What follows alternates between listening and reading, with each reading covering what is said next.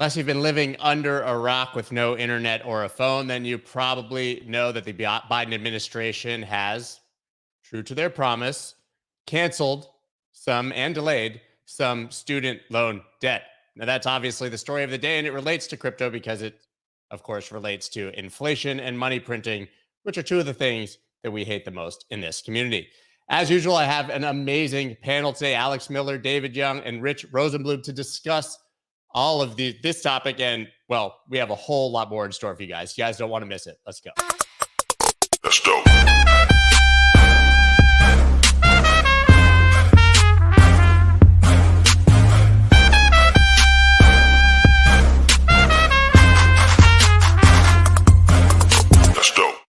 What is up, everybody? I am Scott Melker, also known as the Wolf of All Streets. Before we get started, please go ahead and subscribe to the channel and, I don't know, do whatever your strange mind determines is appropriate with the like button. I don't know what kind of people are watching. I don't know what you guys do, but find a way to tap that like button. Now, as I said, we've had sort of a bit of a slow news cycle here, but on the macro side, I think things are ramping up very quickly. Of course, we have the Jackson Hole Symposium tomorrow, that famous meeting where a bunch of very old and angry white people get together and collectively decide how to make our lives as miserable as humanly possible, as is tradition. And of course, other very old white men making decisions about student loan debt. Of course, the questions then become, how will it actually be paid for? And will that trickle down to you and I as taxpayers? Not necessarily all of you and I, because a lot of you have the fortune maybe of not being here and dealing with this in the United States at the moment. But for many of us who are in the United States, who's going to pay for it? How is that going to happen? And how will it affect inflation? The true answer is I'm not a macroeconomist and I don't know that well. So I bring on much smarter people than myself to discuss it today. I have Alex Miller from Hiro, David Young from Coinbase. Dave, I think you are now probably the person whose face, other than myself, has been seen on this screen the most often, and it's only been like 2 or 3 months. And of course, Rich Rosenblum from GSR. How are you guys doing today? Good morning. Right. Everybody good early here on this Thursday morning. So listen, let's just start right now. I would love your very quick hot takes on the student loan forgiveness. We can just go around the horn. Alex, then Dave, then Rich. I mean, we need to fix the student loan system. It's insane where it is, but the complete lack of actually doing anything to fix the underlying problems while just giving away money before an election for obvious reasons to make themselves more popular is just an insane way to go about it. Yeah, I would say that, I mean, this debt problem has been an overhang for quite a long time. But the problem is that in juxtaposition to what we're getting from the Inflation Reduction Act, you're basically going to cut $300 billion over 10 years. And then you now have this offsetting that. So effectively, you're not doing anything for inflation. So you're just making the Fed's job a lot harder, especially going to Jackson Hole, where we're probably going to get more hawkish tones coming from Powell. That also, by the way, before I let Rich go, you have to believe that the government's actually going to be efficient and that the Inflation Reduction Act will actually cut costs. I don't think anyone believes that it will play out the way that they say it. But go ahead, Rich. Sure. Yeah, skipping the irony that it's under the Inflation Reduction Act, because that's ridiculous. I think it's more that it's a slippery slope in that, just as Alex mentioned, we're not getting to the core of the problems. I think college has been too expensive, and also I think now that we're cutting, whether it's 10 or 20,000, the colleges realize that they're going to have cheaper college because it's going to be funded. So I think they're going to even increase the prices further, and students are going to have the moral hazard, and parents that they'll just borrow more than they were because they'll assume it's going to be wiped out. So basically, universities will just raise the cost of a college education, and the banks get the government as a counterparty, which is kind of a dream for them, right? Isn't this good for banks? Yeah, anyone? Of course. Yeah. I mean, I'll say I don't think some of the other elements, like everyone's focusing obviously on the $10,000 and $20,000, but there's other changes that were being made in it too, specifically in terms of capping, lowering the cap on student loan repayments to 5% instead of 10%. Messing with some of the terms actually on the go forward basis, I think is a good thing. Number one, you're not changing the terms of the deal, so it doesn't have the same moral hazard issues. But two, it's insane the amount of money that banks are making off of these loans that are backed by the federal government. Like, why is anyone getting paid more than like a marginal nominal amount of interest on something that they're never going to lose the money on? So I can totally get behind some of those other changes, but it's the changing the terms of the deal and just wiping out money. Because as Rich pointed out, like, cool, now everyone's just going to assume that money they've taken on is going to get wiped out, and colleges are going to know that. And this is the reason colleges, I don't know, gone up 400% in the last several decades. Like, it's just going to keep going up like that. Yeah, it was already too expensive for me in the 90s. Go ahead, Dave. No, it's the demand part of the equation. And I mean, this is going to be good for maybe fintech companies. You know, you're seeing that SoFi's stock is going up today primarily because at least you're lifting the moratorium and you're trying to find some way for, you know, debt refinances to kind of come back into the equation. But certainly, I mean, we're dealing with like $1.6 trillion worth of debt here. And I'm not going to say I have a better alternative for this because there are no easy answers to trying to resolve this.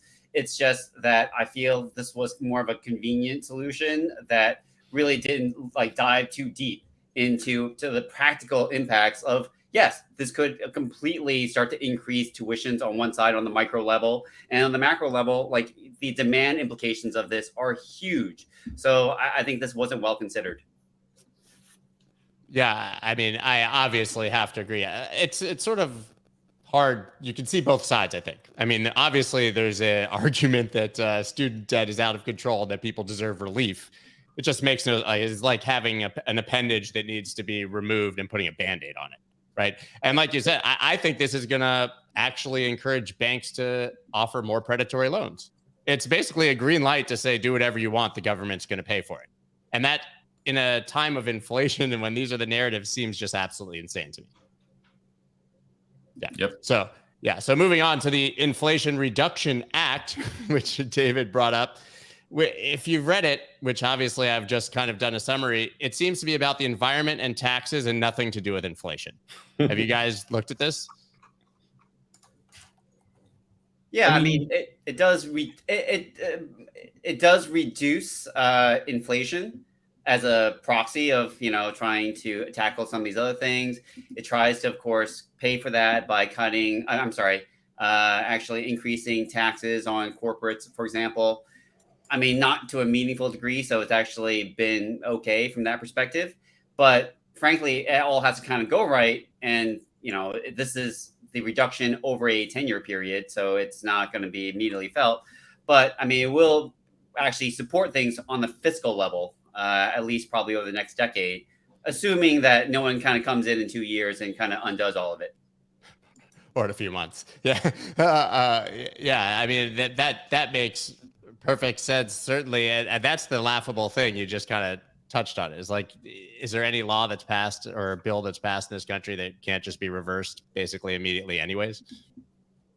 So, I mean, how do you have a 10-year plan when the new... At least they passed it as a bill and not just executive actions, which are really easily flipped. But yeah, I'm kind of with David. Like, I don't think the IRA is that bad a bill overall. Like, there's a lot of necessary spending around climate change and infrastructure that does need to happen. It's spread. It's a small enough amount of spend. I know it sounds ridiculous to say that about 700 or hundreds of billions of dollars, but it is still relative to, like, you know, the multi-trillion-dollar stuff that was being discussed a year ago. It's a small enough amount of spend spread over a long enough amount of time. Like, we need to worry a lot about inflation now, but it's not like we need to stop planning about how we're going to be spending in 3, 5, 7, 10 years. I mean, if inflation doesn't get under control by then, we got a lot bigger problems. So I think actually looking forward, figuring out spend for that kind of time horizon is actually a pretty responsible and reasonable thing to do. Unlike, say, you know, if they were to give away another $500 billion or $1 trillion like in direct stimulus today, which would obviously be disastrous. Feels like they could still do that, though. I mean, yes, hopefully not. It feels like that's not off the table with in the current situation. Maybe I'm wrong, but it feels like that would not surprise anyone. Back to the debt relief thing. At least the debt relief thing again is inherently also spread out, right? You're canceling a lot of payments, but those are multi-hundred or $1,000 payments over the course of, you know, the next 10 years. So it's what, $400 billion, but again, there's at least some inherent spread out on it, which hopefully lessens the inflation impact, because the last thing we obviously need right now is prices going up more. I mean, I guess it begs the question then, if inflation has actually topped and is going to become less of an issue. I would love your thoughts on that. all of you. Rich, what do you think? Do you think that now that we've seen at least 1 month of a reduction, that inflation has potentially topped? I think on energy, it's topped. I think in food, it might have a little bit more ways to go. Overall, I think that I don't think it's going to go run away, but I think it could be stagnant around these levels, maybe go slightly higher. But I think for the most part, we've seen the brunt of it. I think that's why financial assets have been performed okay here. I think the bigger risk is that we're going to raise rates too quickly, and it's going to cause a fall in risk assets, and we're going to see a lot less inflation and be more in fear of deflation, have to lower rates. Anyone else? I would argue that probably inflation could still remain sticky. So if you look at the Chicago Fed's nowcast, they're suggesting that August inflation is going to be 8.33%, which is lower than the 8.5% we just got in the previous month. But if you look at core inflation, they're predicting that it's going to be somewhere, and it's not really a prediction, it's a nowcast, but they're predicting that it's somewhere around 6.25%, which means that core inflation is still fairly sticky, to your point about other goods that we're kind of dealing with. So I think we haven't really quite seen that, even with the base effects we're getting from August, September of last year, that we're necessarily going to see some kind of meaningful kind of adjustment from the previous month. And I think it's going to create a quandary for the Fed, because they still need to think about core inflation, not just the headline number.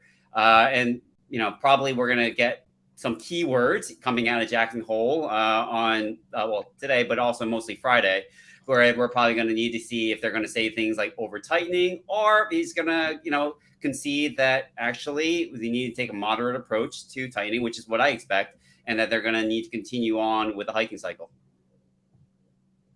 Yeah, I mean, they've clearly been so timid about. I mean, they keep doing this thing where they signal really aggressive, markets freak out, they pull themselves back. Like they're. I wouldn't say I don't think they're going to go too aggressive, just because they've made very clear that they're not going to go too aggressive. Right? They're too scared to spook it all. But I think we have topped on inflation, but it's going to take a long time before we get back to 2%. Like it's not. I don't think we ever get back to 2%. So maybe that's the next question: is do we now get this adjustment of a new normal where all of a sudden, in classic government fashion, they sort of just move the bar, right? Oh, did we say 2%? Now 5% is the target, and that's fine. Or do you think that we're actually going to aim for? If they're aiming for 2%, they're going to have to continue to be very hawkish, right? A slight 0.3 reduction is minimal. Yeah, I don't think I think 5 to 6 is not where we're going to see inflation settle out. I mean, as much as it was driven by money printing, it is also being driven by supply chain effects. It's being driven by the combination of everything. And so I think as stuff continues to reset to normal over a period of 18 months, 24 months, I'm not an economist. I'm not going to predict exactly the level, but I think it gets a lot closer to 2 or 3% than likely that it stays at 5 or 6.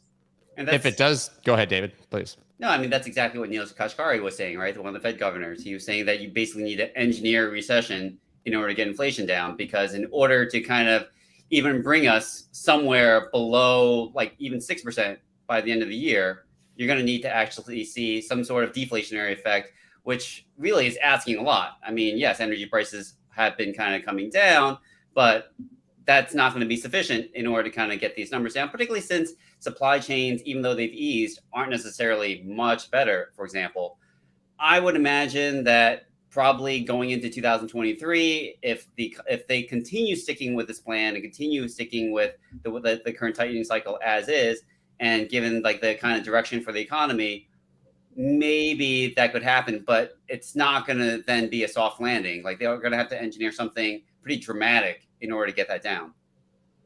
We give you a global housing crisis. That'll slow Go things down. ahead. Do you think that's coming? I think it's a good possibility. I think the numbers look pretty stretched. You still see rents going up for now because we're at full employment, but it does seem like there's a good chance there's a mini repeat of 2008. Yeah, that sounds bad. Let's not do that.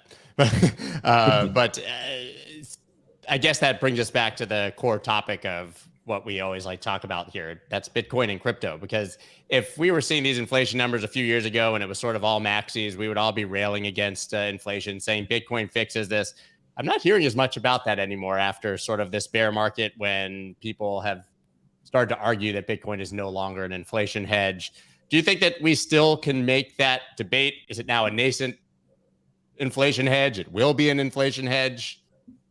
Where's Bitcoin's role in this if inflation continues to run hot? I would say it still does serve as a inflation hedge, and it's just more forward looking. Bitcoin has been one of the best performing assets of the decade. So the times when Paul Tudor Jones saying it's the fastest horse to move, maybe he's right. The horse just moved faster than others. And also it's like, what are we comparing it against? I think people would agree that gold is an inflation hedge, and it has been for not a decade, but for centuries. And gold hasn't been performing either. So I think we don't want to be too hard on Bitcoin, but at the same time, Bitcoin has only been alive for a dozen years, and the last time we had inflation was 40 years ago. So it's pretty hard to say for certain what type of protection you're going to get. But I do think if you look at what's happening today and you go out 10 years, if there is a lot of inflation, I think Bitcoin is going to be one of your better bets. Alex, I know you've got thoughts on this. Yeah, I would say I've got some. Yeah. I mean, I think over a long, people, you've got, it really does come down to what time horizon you're looking at it, right? And I mean, at the end, ultimately, yes, Bitcoin is in the crypto asset class, and that is still heavily speculation driven, right? And as additional things, I mean, this is part of actually our thesis kind of in the Stacks ecosystem, is the more programmability and underlying kind of capability that you add to Bitcoin and other cryptos, the more it gets adopted, the more stable and less speculatory it becomes, right? And you've already seen that to a degree. If you look at the level of volatility on Bitcoin of 10 years ago versus Bitcoin today, it's already substantially less, and you comp it against kind of other younger crypto assets. So I think over the course of the next 20 or 30 years, you're really going to see the stability of Bitcoin improve kind of for both of those reasons, general maturity and applications that are developed on top of it. And it does become a stronger inflation hedge. But people are going to have this idea that like, oh my God, it didn't hold against inflation perfectly right now. It's like neither did gold, as Rich pointed out on it. And so I think it's going to take time to develop onto it, but I think it's a responsible part of almost any portfolio. I wouldn't put all of my money into anything, but I think you've got to divorce from kind of being locked into a single economic system at all times. I don't know if it was last month or 2 months ago, but Masari, they had a tweet that basically said, this is the first month in a very long time where every single asset class was down and we had runaway inflation. So basically there was absolutely nowhere to hide. Right. So to your point, it's kind of disingenuous which people love to just point at Bitcoin and say it's not acting as an inflation hedge when there's literally nowhere to hide. Yep. Yeah. You agree? We're dealing with an economic regime that combines 1974, 2000, 2008, 2018. I mean, when we often kind of use hyperbole of like, we've never seen this before, but we literally have never seen this before. Like this is a completely different economic regime. And I don't know, maybe this is not the right forum for a debate about whether Bitcoin's an inflation hedge or not, because it's a very nuanced question in my view. Like, I do think that, it's inflation itself is such a, difficult concept to grasp on, because it is not the same in up cycles versus down cycles, for example. So it's really hard to say that it should operate as an inflation hedge in all regimes. I mean, that's asking a lot of anything, much less just, something that's been around for 10 years. But I would argue that definitely the way I see it, it's, a hedge against profligate spending and, interventionist policy. I think that for me is the bigger argument for something like Bitcoin. Yeah, I think that's the more nuanced and accurate approach. I was talking about this on the Spaces, but I mean, during the period of historic money printing, Bitcoin went from sub 4,000 at the bottom to 69,000. Right. So to me, that's the story, not where it's sitting now. And by the way, it's still trading at over 5x those lows. Right. And what else is doing that? Nothing. Yeah, exactly. And that's the context that people miss, right? Everyone looks at like the 12-month graph chart instead of the 36-month chart. And that's where the entire story lies. Right. So I want to ask you a question, Alex, actually. You're obviously building in the Stacks ecosystem. And so we have this obviously world of tribalism in the crypto space where different communities seem to always be on the attack against one another. But for the first time, I think at a more granular level, it seems like Bitcoiners are going after each other like crazy. And I see always you guys and Manib and everybody sort of in the heat of that argument. you're obviously, for people who don't know, you're building basically developer tools for the Stacks ecosystem to allow smart contracts on Bitcoin at the most basic level, correct? Exactly. Right. Yep. Okay. So you believe that all of this can be built on Bitcoin, but how can you succeed if even Bitcoiners are fighting now?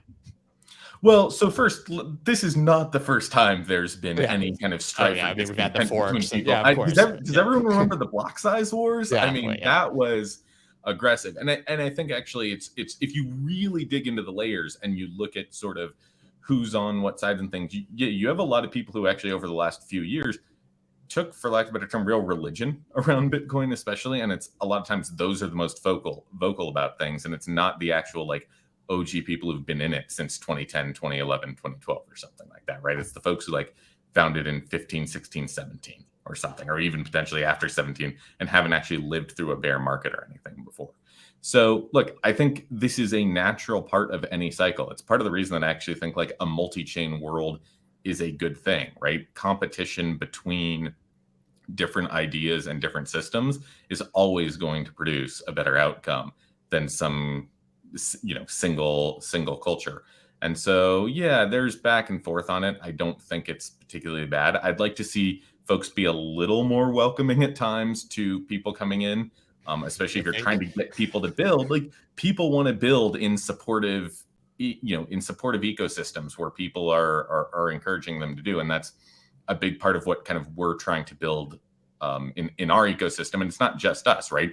You've got other projects like Lightning and RSK that are also trying to build on Bitcoin. And like, we like working with them. We like being a part of kind of anyone who wants to see this kind of next generation internet, next generation of applications being built on top of Bitcoin. So yeah, there's always going to be some strife and conflict there, but I'm not really concerned about it in the long term. Like, I think innovation is almost always going to win out.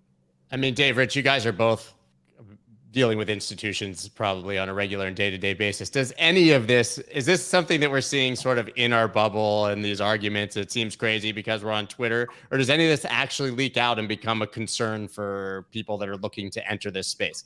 Because like, you would imagine that if some random new person is like reading Twitter, they would be like, these people are nuts. I want nothing to do with any of this, right?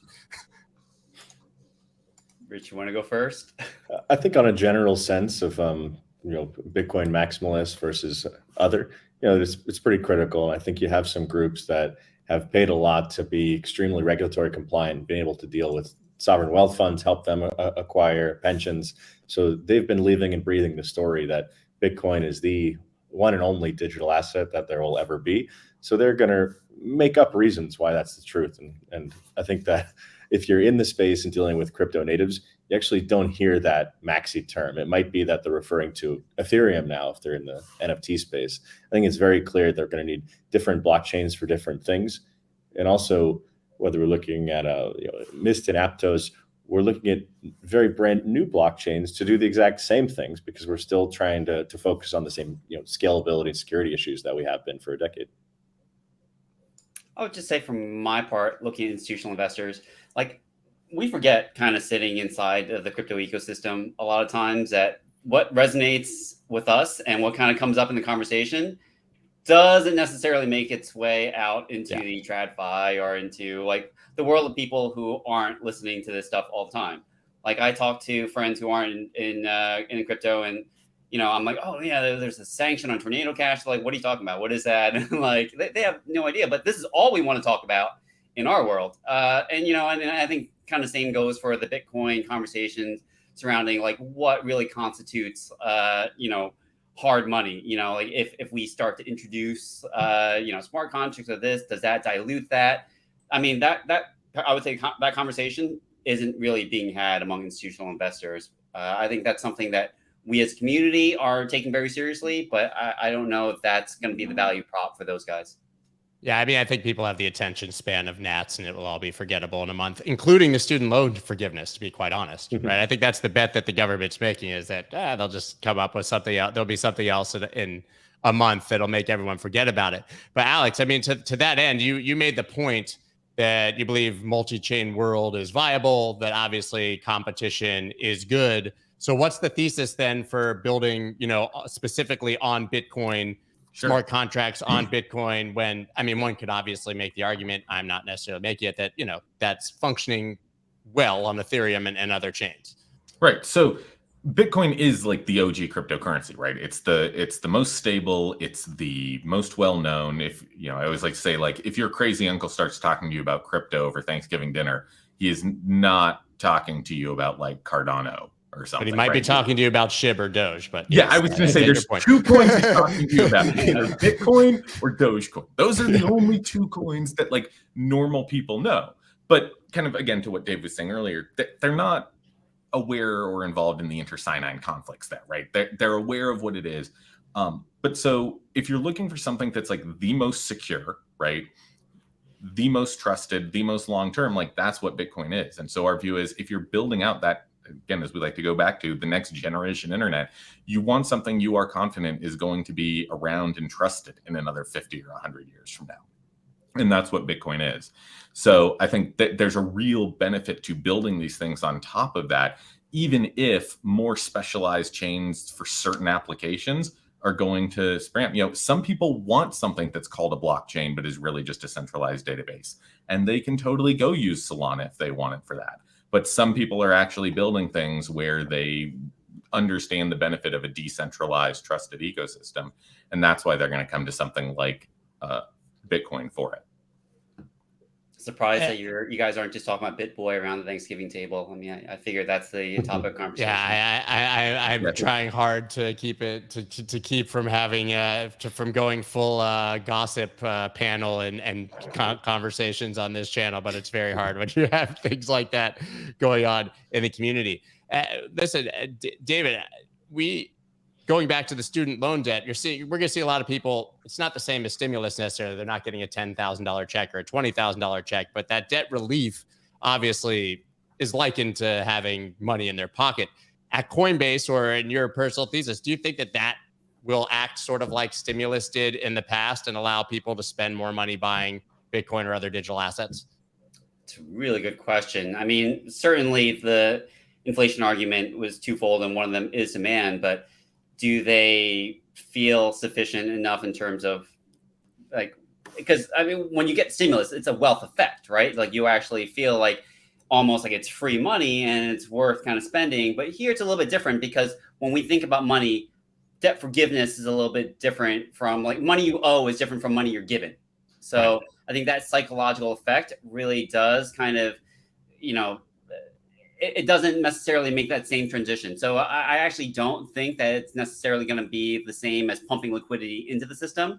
It's just kind of suggesting, hey, you know what, like this was a pain point for you, and this pain point is now relieved. So I don't think it's necessarily going to transition into necessarily free spending that's going to go into the crypto markets.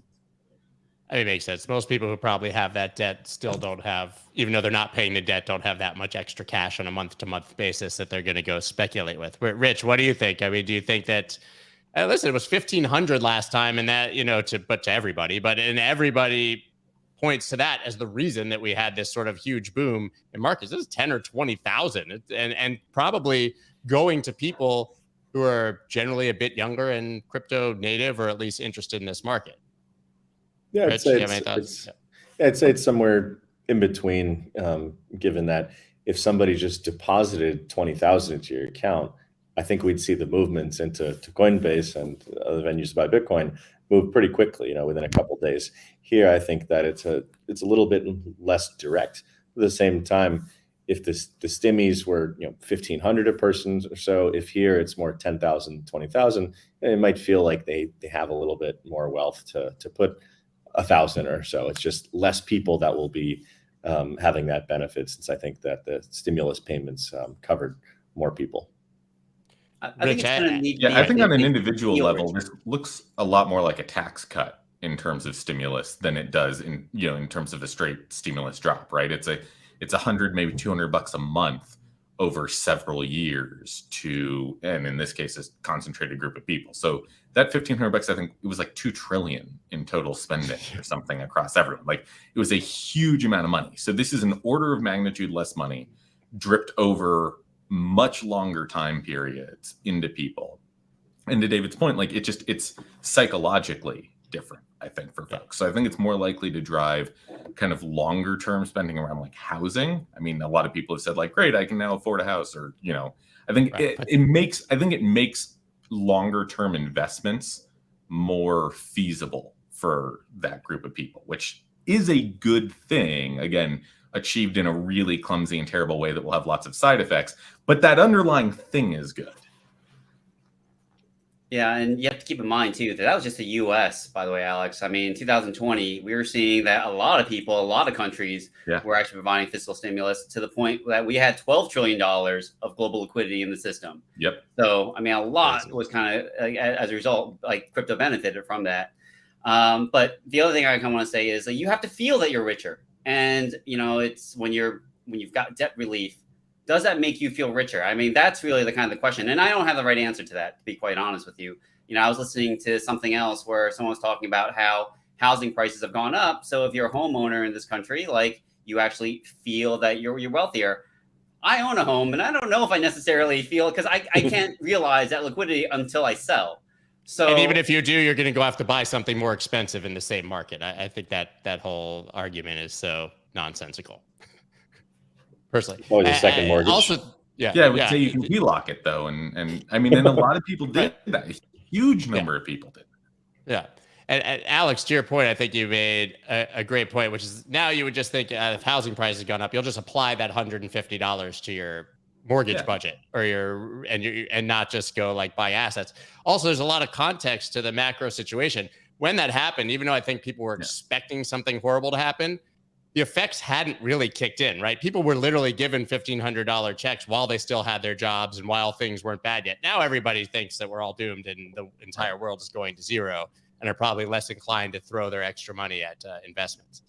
I'm also a big believer in Matt Levine's board markets hypothesis. Like everyone was trapped inside, couldn't spend all their money on travel or going out. Like they had to put it somewhere, and the markets and kind of the fun of the online market gambling game just okay, great, I got $1,500 free dollars, I got nothing else to do, fucking like let's go play in the casino.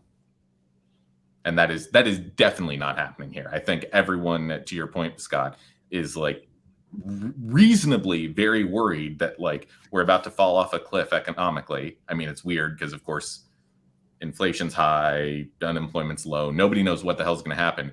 But I think that means people are much more likely to hoard any money that they get and hold it and try and wait and see what happens than to go out and like do something, profligate with it. I think that's why sell in May hypothesis is often more correct for crypto, because it's a bit of younger constituents that are more likely to be out and about over the Northern Hemisphere summer months. So as we've seen the past 2 Mays, the market's just collapsed. I don't think it should be that sharp, but when people are outside and barbecuing at the beach, they're not on the screens buying Bitcoin. Rich, has your investment thesis at GSR or anything you guys have been looking at changed dramatically as sort of the macro has changed with the inflation? I know that, we've talked in the past, obviously there was this beautiful time when you could just have an investment thesis surrounding crypto and operate on that. And now you really have to be a master economist to understand what's likely to happen in crypto. So what's changed for you guys? I think at a global level, not all that much has changed. But I think that this cycle has been a bit sharper than we would have expected. We started the business in 2013, and cycles have always been sharp. But I think seeing the funding, not just from VCs, but now from private equity over the last year, it seemed like there was enough money on the sidelines that the market would be a bit more stable. So I think we have a 16-person risk management team. So I think we handled the downturn well. But I do think that we weren't expecting quite a 80% type drop. Oh, that's 15.5 more people than Celsius had. That's impressive. That's a joke, guys. I don't really know about Celsius's risk management team. Well, speaking of then, so has any of the CeFi contagion, the Luna 3AC, any of that changed the thesis for investing in crypto right now for institutions? And anyone can jump in on that one. I guess Dave, I know you have to have thoughts on that. I don't think.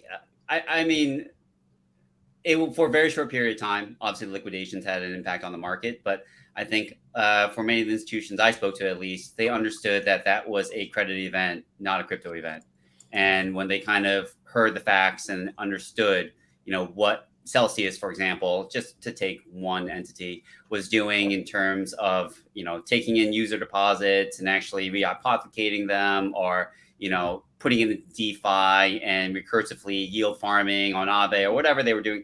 Like, I think that they said, oh, okay, that reminds me almost like, replacing certain words, but this reminds me of 2008. And we understood like what was behind there. And it obviously wasn't a good situation, but like kind of getting that out of the system can only be a good thing, because now hopefully we'll have learned our lessons about what to do in the next cycle, rather than trying to have this over exuberance and kind of just keep putting money in. So I think institutions were nervous for a little bit, but now they promptly kind of moved on. You have great faith in humanity, way beyond mine, to think that we will learn the lessons, considering we're still talking about 2008 lessons in 2022 that we're repeating. I mean, Alex, you're building in this space. How much concern do you have that we will yet again build things that, I mean, you could argue that the Celsius, Voyager, this whole world was like, we basically built all the things that we were supposed to be hedging against, but like shittier and with worse rails, right? Yeah, so how do we prevent doing that? It was really amazing how efficiently the crypto world rebuilt like the pre-2008 US financial system. And then we're like, it's innovation. Yeah. There was I would say it looks like 2008. Also looked like, the late 90s, right? Where you basically have a technology that is a lot of really cool power and possibility for the future, and just dumped way too much money into it long before it was ready for that level of investment. But if you, again, go back and rewind, like you have all these things that people tried to build in the late 90s on the internet, totally failed and crashed in the 2000s. And all of those things ended up getting built in a better way as the world was more ready for them over the next 10 and 20 years. And so I think you'll see that hopefully again without some of the weird financial manipulation stuff that was going on in it. But yeah, I think, it's funny, I literally put an offer in on a house the day that Luna was collapsing. Luna and Ethereum stuff was like collapsing. It was super fun. But the next 2 months, I think, were really nerve-wracking because, we're looking around, we're seeing 3AC, we're seeing what's going on. And it felt like the question was, okay, not necessarily have we reached the bottom of it, but is there another contagion shoe that is going to drop? Yeah. Right? Is there something else that's going to crater it? Because it's sort of, I had a lot of confidence in crypto. I think most people had confidence in the long-term thing of crypto and its ability to weather a downturn. But what causes really bad things is when, all the legs fall out at the same time. I think we are past, and David, Rich, you guys probably look at this a lot more closely than I do. It feels like we are past the point, knock on wood, of something really contagious bad happening and like ripping out a huge part of the ecosystem. I think a lot of people have spent the last few months looking at their positions, looking at, their counterparty risks, and trying to make sure that there's going to be a soft landing instead of a hard one if it happens. And so I think that's good. We're still probably going to be in a down market for the next 12, 18, 24 months, whatever it is. But, as you've heard a lot of people saying, I'm a strong believer in, like, bear markets are a great time to build. The reduction in hype, the lack of distraction is really great. I know at Hiro, and we have a ton of stuff that we're working on and going to be shipping over the next few months. So like, I don't think it's that big a problem. You saw an entire shift. I mean, the whole SaaS market largely exists because of the shifts that happened after 2008. So as long as we don't have a bad contagion event that, really hurts a lot of people, I think the next 24 months will actually be a pretty good time for seeing a lot of innovation come out. Yeah, I think there's a lot of dry powder from a VC standpoint, waiting to kind of put money into projects.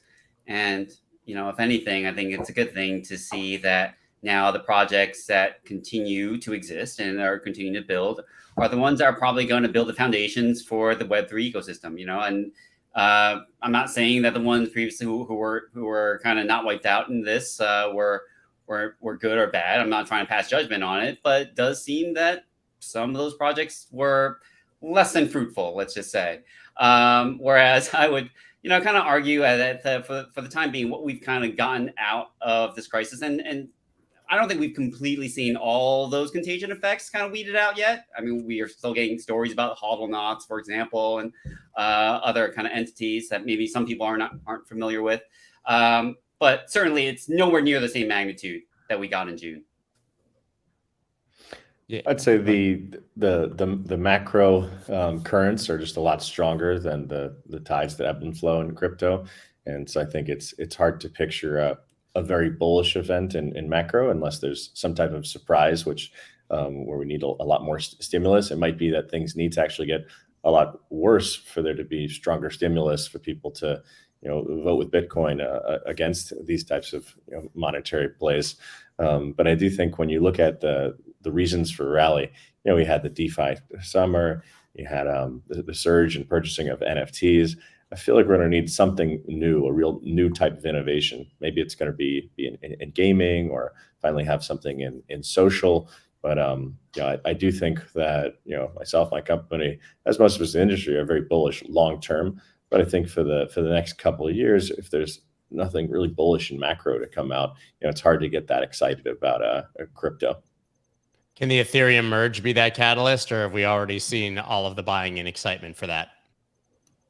No, I mean, I think you'll see, assuming it completes successfully, you'll see it tick up another I don't know, 5, 10, 15% just because of increased certainty in it all, right? Same way that public market mergers trade at a discount until the close. Now, sometimes that discount's 2%, sometimes it's Twitter at 50%.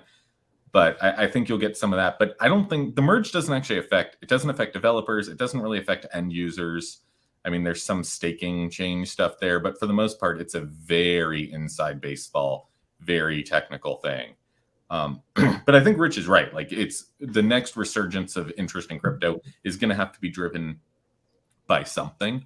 I don't think it's gaming. Not that I think you can't have interesting Web3 gaming, but I think it's hard for people to divorce the economics from the actual game. And you've seen that as a really big problem where like people just keep trying to slap paid NFTs into a game and be like, it's Web3 gaming. And like, no, nobody wants that. Our games also objectively suck. Yeah, but that's kind of my point, right? Like they're so focused on the financial angle of it that they don't actually build a good game that someone wants to play. I think it's either going to be social. There will be a fresh round of some sort of financial and like earning mechanisms because that's always going to be part of crypto. But I think it's either going to be social or something around like identity and something that gets unlocked there. Those all sound like things that are pretty far in the future, though. So I would say that sounds like consensus is there's nothing immediately on the horizon that would give us reason to see a renewed sparked bull market. Not that it can't happen, but all of these are ideas that could happen at some point in the future, right? Yeah, I mean, I think the average crypto bear market is something like 24 months. Like, I don't think you should expect to see in 3 months from now that like we're back at $70,000 Bitcoin. It hasn't been 24 months yet. I know. It feels like it's been 24 months. It does. I've aged a lot more than the 24 months since it happened. If you look at the halving cycles, actually, a lot of people love to sort of pull up the chart. But I think that historically, the bottom is 500 and something days after the halving, which would put us at sort of the real lows in November, December of this year. So, and then you have to slowly climb out of it, right? So even if we just go back to the normal 4-year cycle, which you could certainly make the argument is not that compelling anymore with the market being so different, but it would indicate that we're still in for a whole lot of crap market here. Yeah, and that's still fast compared to traditional financial systems. There was actually a funny thing. I mean, going back to buying the house thing, I was at one second I was like, should I try and wait and look? And I pulled a chart from the 2008 crash. And do you know how long it took housing prices to bottom after the 2000? 4 years. Yeah, 4 years. It didn't bottom until 2012. And I'm like, well, cool. Yeah. I'm not going to sit back and wait for that, in an 8-year cycle. So it's like, all right, cool. If it's only a 18 or 24 month cycle for crypto to go through it all, we're innovating quickly. Yeah, I bought and sold a house like less than 2 months ago, and yeah, sure I top ticked it, but like if you're gonna live in it, you're gonna live in it, right? What are you gonna do? Not buy a house? But the best financial decision I ever luckily made was buying a condo in Miami in 2012, which happened to be 4 years after the bottom. Yeah, that's really good timing. Yeah, You should lucky. have bought It 5 wasn't- condos. It would have worked out even better. I could not afford to buy 5 condos, Alex, but thank you for reminding me. Yeah, I bought the one condo that I could actually afford. But it sounds like then, we could be here for a while. Are there any other great ideas that you guys think could be catalysts, things you're excited about that are coming in the crypto space that maybe haven't really come to the surface yet? You said it's not gaming. A lot of people would have pointed to gaming, Alex, I think. So anyone have any other bright ideas? I wouldn't say it's an exciting innovation, but I'm surprised we've gone 45 minutes here without anyone bringing up the P word, politics. I think, we're a few months away from midterm elections. That's a lot of what's been driving what's happening in the news lately. I think that Biden administration is doing anything as possible to keep inflation down and to prop markets up, because they know that what they have a lot on the line coming the elections in 2 months. And I think it's really coming from the advent of social media 15 years ago, the past decade, where instead of the media being driven by intellectuals and for a certain set, I think we have the news driving more of a reality TV type concept for the masses.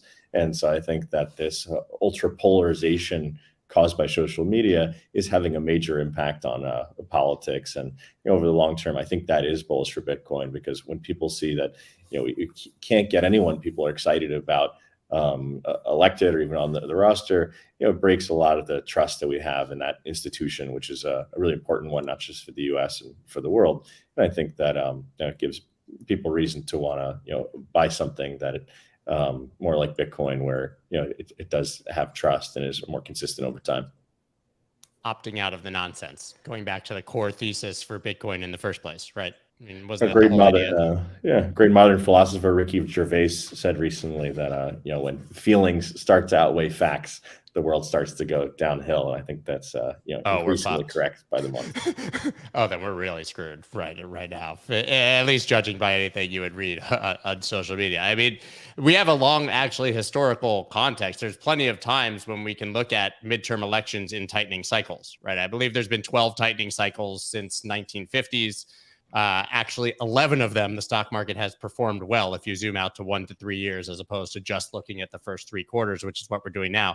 So markets actually historically have performed very well in tightening cycles once I think the sort of initial pain is absorbed, and they've never done poorly in a midterm or election cycle. There's always been a bullish Q4 and Q1 of the subsequent year, even if the bear market sort of continues. Maybe social media changes that, but I mean, if you just look back at history, Q4 and Q1 should be pretty good. And politicians hate losing their jobs, right? They're all going to lose their jobs. That's the most surprising thing, given how they want the markets to move. Yeah, it's right, hard so they're having a. Go ahead. I was saying it's hard for a president to cause a 4 or 8 year rally, but a 1 or 2 quarter rally, it's possible.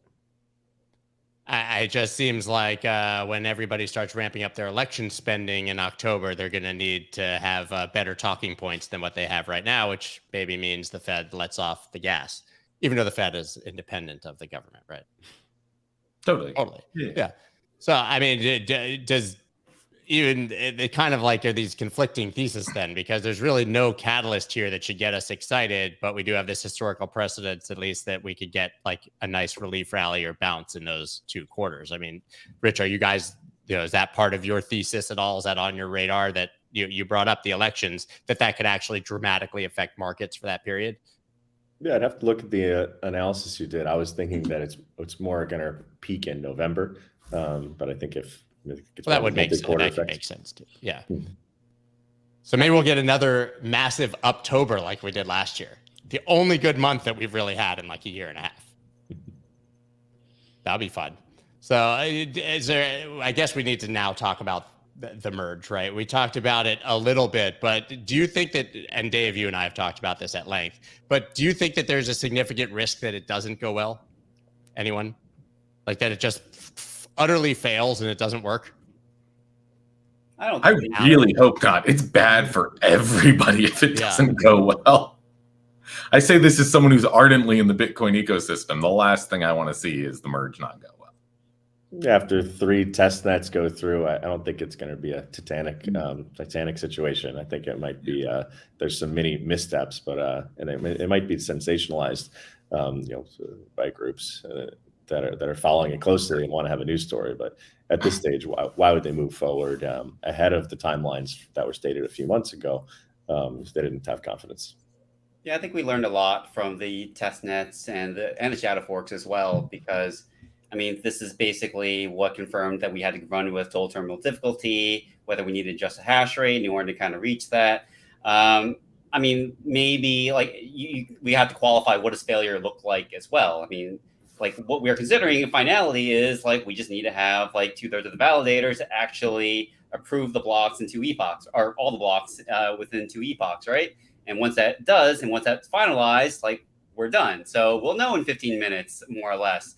But I would say there could be some, issues with, maybe the participation rate isn't quite what we wanted, which would kind of reflect what happened on the Goerli network, for example. And certainly like what happened at the end of May, like I think that was actually a blessing in disguise in terms of understanding, okay, like these are the potential risks we could actually have with the merge.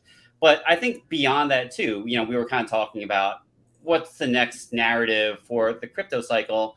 And I wouldn't be as dismissive that the merge isn't necessarily it, not because the merge itself isn't an important event, it really is, but for everything that kind of comes after in terms of what happens with the layer 2 landscape, for example, ZK EVMs kind of being built right now, which, I mean, that's no small ask. Like we thought that was going to happen like 2 years from now. It's happening now. If we build it, will it come? I think that's the big question, because it could be very possible that these L2s will start housing all this transaction activity for the Ethereum network. And if that happens, your experience on the L2s will just be the same as what you're getting on the Ethereum mainnet. Could that be like what is necessary to kind of get people into this? Because then like it's night and day. Like things are going to be fast, things are going to be cheap. Like I'm just going to be able to kind of use it. And if that's going to be the case, it'll look a lot more like Web 2. And frankly, that's kind of what people want. People want an easy to use ecosystem. They don't want to have to like bridge things and move stuff around. They just want to be on it and have it work. So I think that could be the big unlock from all of this. Alex, you've got to have thoughts on that. Yeah, it's possible, certainly. I mean, I think the flip side of that is I think, and kind of to what Dave was saying, like it's unlikely anything goes wrong in the short term on it. There's second order effect stuff that I get a little worried about 6 or 12 months down the line. If this really does unlock an order of magnitude, let's call it improvement in the ease of like transacting through the network, I don't know, it's possible. You're still going to be left with the need for the next kind of generation of actual building, right? So it'll take 12 months, at least 18 months for, I think, some of that network stuff to shake out and people to actually see if it's working the way they want. And then hopefully more builders start coming in and building. So again, this is a long time horizon game. It is years before I think we hit the next real up market and turn where people start doing it. But I'd say it's possible. I'm slightly skeptical.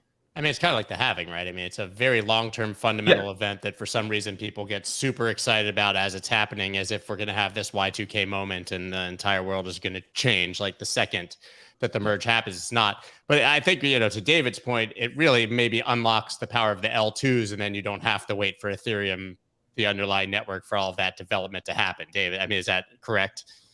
Yeah, exactly. I think right now it's still a bit of a challenge to kind of work with all of these things. And I'm very much kind of separating the user experience away from the performance of the ETH token itself, because I think what I'm talking about strictly is just the user experience. Like you got to make things easier, and we got to make things easier in the ecosystem. And that's basically what the layer 2s are going to accomplish. And I'm not going to get into like, creating a modular versus a monolithic kind of system, although that's really what this is. Like following the merge represents this movement towards a modular kind of way of thinking in terms of separating the consensus layer from the execution layer from the transaction layer. And that speeds things up significantly to the point where we actually could improve the user experience. So if we do that and we have the block space, can we fill that block space? And at the end of the day, I don't have the answer to that, but Yeah. it seems Well, I was saying, like we've done that, I we've think seen that this is before, and it's happened. Sorry, I think that is the right general direction move. I mean, it's part of what we've said about the advantage of building on Bitcoin for the last few years is that, Ethereum is sort of Bitcoin started out as a sound money layer, right? And we're introducing programmability to it. Ethereum, other way around, started out as programmability and now really wants to become sound money. That's a lot harder of a move to make than sound money to add the programmability, but actually separating kind of the asset or the value layer from the transaction, the programmability layer, is an important move in that, because one of those things you want to be able to innovate on very quickly, and one of those things you want to not be innovating on very quickly at all, right? All people care about is stability there. So assuming that goes through, as David's talking about, I think he's right. Like, it will be a positive move in that direction for them. You really rather see all of the innovation happening, the technical innovation happening on L2s, where you can have multiple different projects going and people trying out different things without risking compromising, the underlying asset, which again is why you see Ethereum probably trading at least a little bit of a discount to where it will do post-merge, because there is that chance, like, oh God, what if something goes catastrophically wrong and the entire asset crashes or goes offline?